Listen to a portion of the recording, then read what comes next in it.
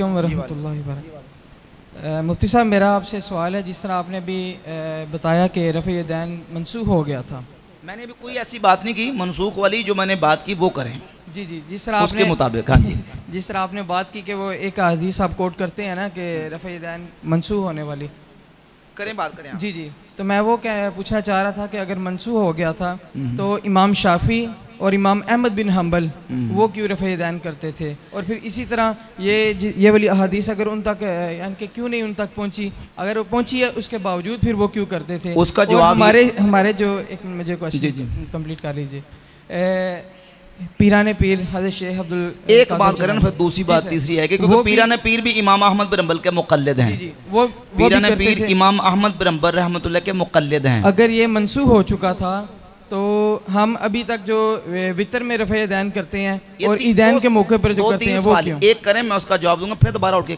کھڑے ہو جائیں، جی ٹھیک، پھر دوبارہ کریں۔ جی پہلا سوال میں نے تمہیداً مقدمے کے طور پر یہ بات کی تھی کہ یہ مسئلہ رفع الیدین اجتہادی اختلافی مسئلہ ہے۔ کیا کہا تھا؟ اجتہادی فروعی مسائل میں سے اجتہادی اور اختلافی مسئلہ ہے۔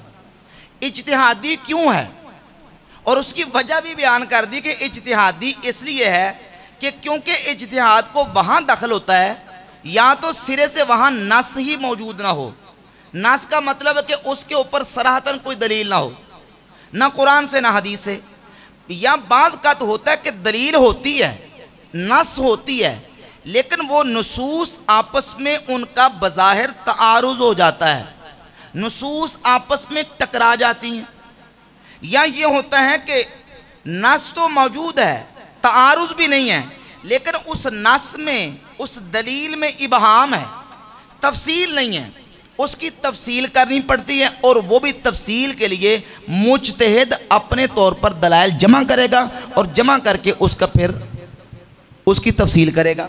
یا یہ ہے کہ اس نص کے اندر وارد ہونے والے لفظ کے اندر ابہام ہے، ابہام ہے، سمجھ نہیں آ رہا کہ اس کا ابہام کیسے دور کریں، اس کے ایک لفظ کے اندر کئی معانی ہیں، کون سا معنی مراد لیں؟ جیسے کہ قرآن مجید میں حکم ہے عورتوں کو عدت گزارنے کا، یتربصن بانفسہن ثلاثۃ قروء، جس عورت کو طلاق ہو جائے وہ طلاق کے بعد 3 قروء عدت گزارے۔ کتنے؟ 3 قروء۔ اب سوال یہاں یہ ہے کہ قروء کس کو کہتے ہیں؟ قروء کا معنی کیا ہے؟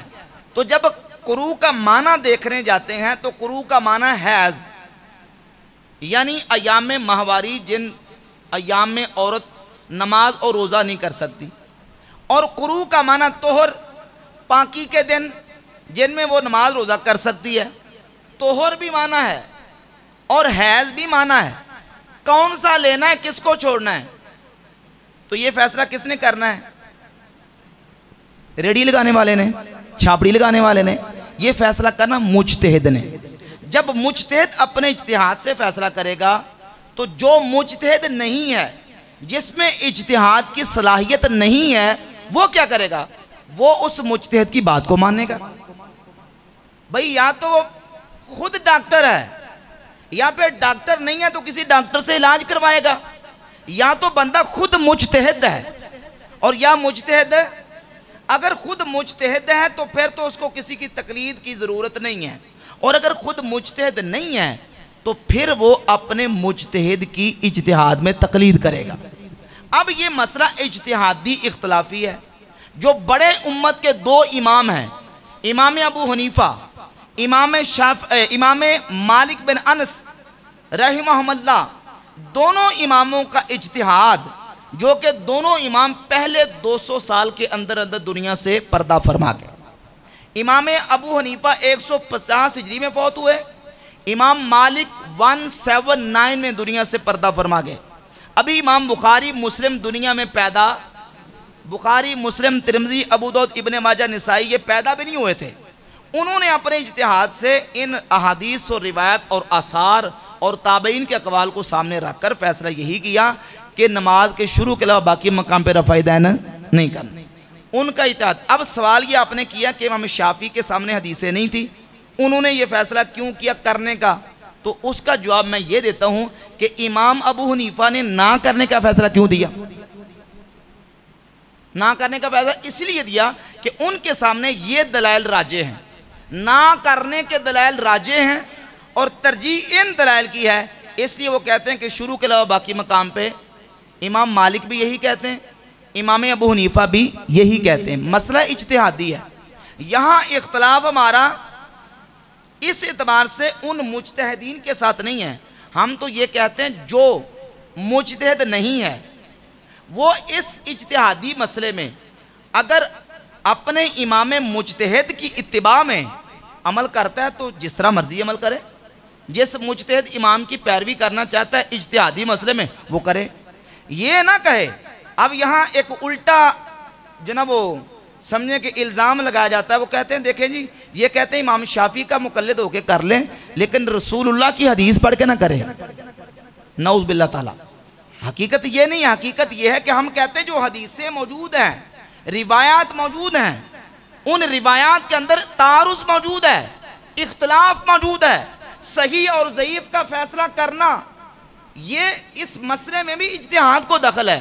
اب ہوتا کیا ہے جب وہ روایات آتی ہیں جو دلیل ہے امام ابو حنیفہ کی، امام مالک کی، تو 15ویں صدی کے کسی مولوی کا بیان اٹھا کے تحریر اٹھا کے کہتے ہیں جی فلاں شیخ نے اس کو ضعیف کہا ہوا ہے، البانی صاحب نے اس کو ضعیف کہا ہے، شیخ زبیر صاحب نے اس کو ضعیف کہا ہے۔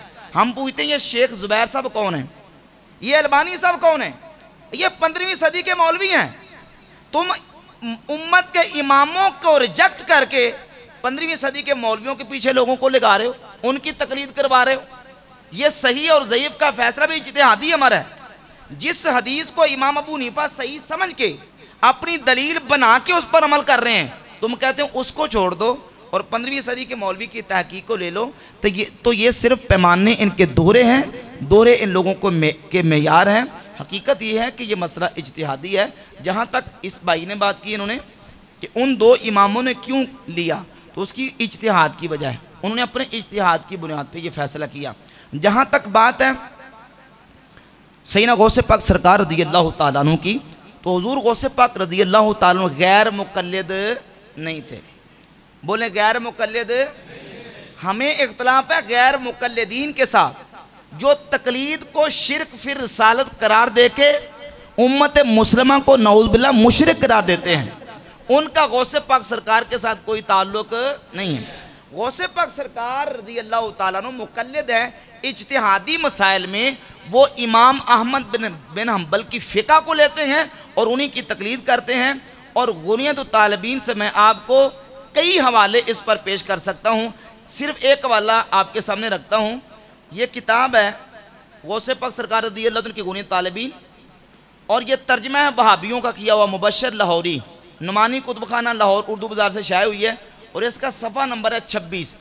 ایک وہابی مولوی مبشر لاہوری صاحب لکھتے ہیں کہ آپ کے بارے میں اہل علم نے متفقہ طور پر یہ رائے ظاہر کی ہے کہ آپ فقہی مسائل میں حنبلی المسلک تھے، فقہی مسائل میں حنبلی المسلک تھے، اور آگے لکھتے ہیں وہ فقہی مسائل میں امام احمد بن حنبل کے پیرو تھے۔ فقہی مسائل میں کن کے پیروکار تھے؟ امام احمد بن حنبل کے، اور وہ غیر مقلد نہیں تھے۔ ہمارا اختلاف غیر مقلدین کے ساتھ ہے جو کہتے ہیں تقلید کوئی نہیں ہے اور ہم ڈائریکٹ حدیث کی تحقیق کریں گے، اور پھر تحقیق کیا کرتے ہیں کہ جو ان کے مولوی نے کہا ہوتا ہے مولوی کی بات کو مان لیتے ہیں۔